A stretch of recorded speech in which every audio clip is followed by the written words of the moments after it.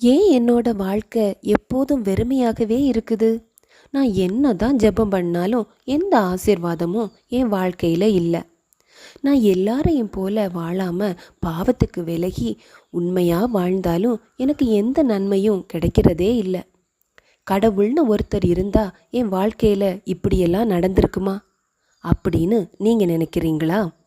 உங்களை ஏசப்பா மிகவும் அதிகமாக நேசிக்கிறார். அப்போ ஏன் எனக்கு இப்படியெல்லாம் நடக்குதுன்னு கேட்குறீங்களா? உலகத்தில் இருக்கிற தகப்பங்கிட்ட அப்பம் கேட்டால் கல்லை கொடுப்பானோ, மீன் கேட்டால் பாம்பை கொடுப்பானோ? அப்படி இருக்க பரலோக தகப்பன் நன்மையானதை தருவார் என்பது அதிக நிச்சயம்னு பரிசுத்த வேதாகமும் நம்மை நினைவுபடுத்துகின்றது.